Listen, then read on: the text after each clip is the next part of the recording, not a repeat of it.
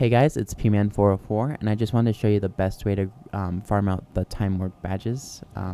This was the best way I found between running dungeons and the Chromie scenario. That's what it is, the Chromie scenario. I have an Excel spreadsheet right here that you can see. I only did 2 dungeons because I didn't record all my dungeons and I know they take forever. Both did about 40, and they're both over like, the second one's the 7 minutes, but that's because it was a really short dungeon.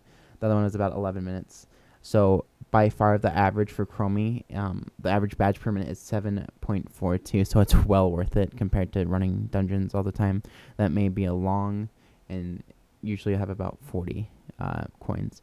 So the most I ever gotten on one of these runs was this run, actually, the one I'm showing you. It's about 140 in this one run, and it put me over the edge to 5,000, so I was able to get the mount.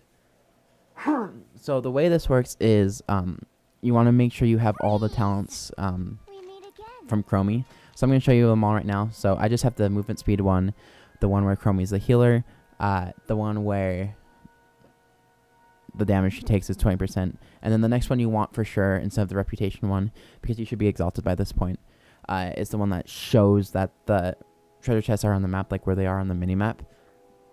And then the next one is the one that increases it by 100%. If you don't have that, it's pretty much not worth doing this. You still might have like a little bit more, but it's not as much.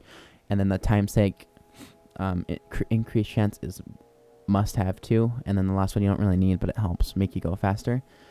So the one you want the time sake one is because I usually get all 4 of the reasons, all 4 of the skips before I finish. Before I start these 4.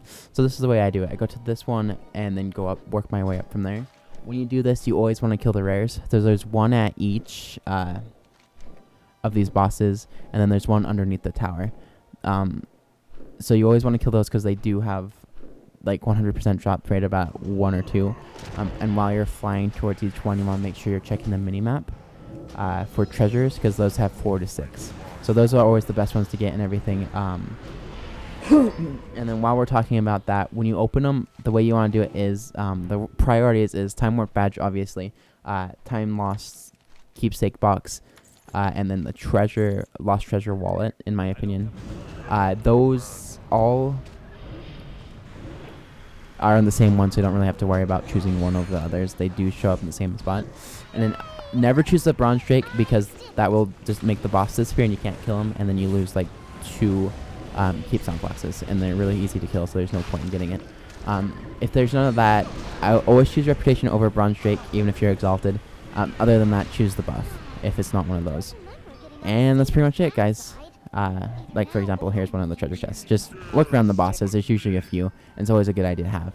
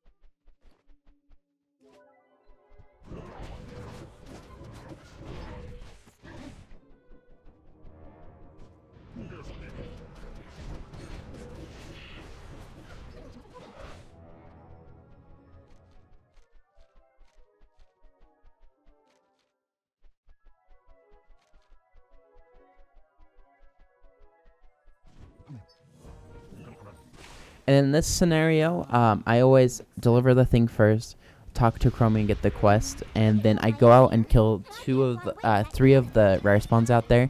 I ignore the 2 that there's also treasure back here that I actually found out during this run.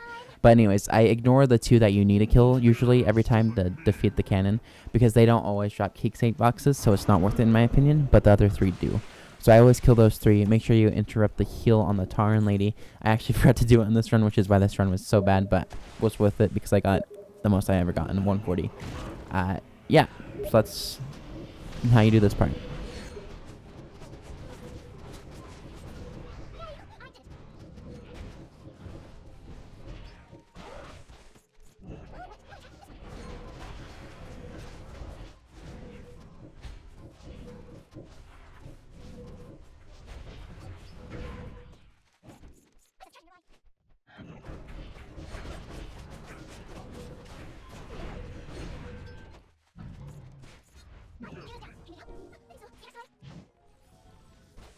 And then right here, I just go ahead and spawn the boss, and then there's usually a treasure chest right here or behind where I'm looking right now.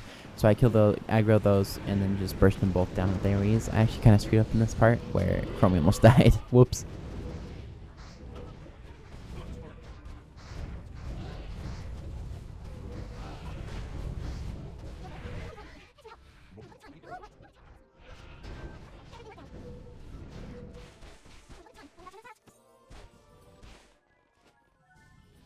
Okay, and then for this one, you can either decide to do the first 2 quests, which you can do in about a minute, for the 4 keepsake boxes, or just skip it completely, which I did in this one with the key, and just go to the boss. So if you choose to do the quests, I always do the 2, and then I still use the key instead of going behind and dealing with those things.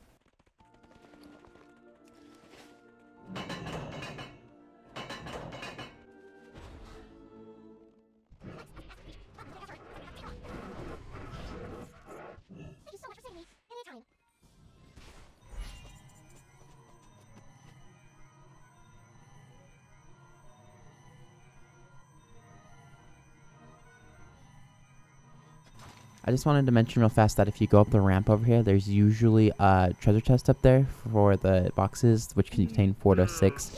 So I would recommend going up there if you don't really care about like a minute of your time. You do have to face mobs, and it is backtracking, but it might be worth it, depending on how lucky you are during the run, you know?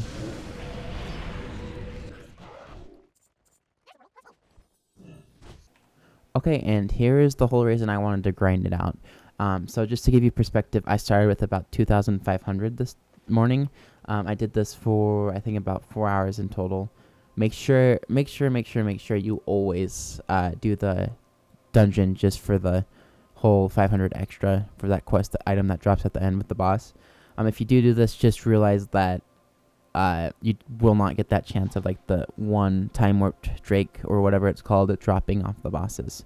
So like if you really want to mount or transmog or anything like this would be the best way to do it. It's the fastest, but you don't have like that chance of the mount dropping off the bosses. Also, I forgot to mention, if you like this video, make sure you like, dislike, whatever, I don't really care. Make sure you subscribe and follow my Twitch channel. Thanks, guys. Bye!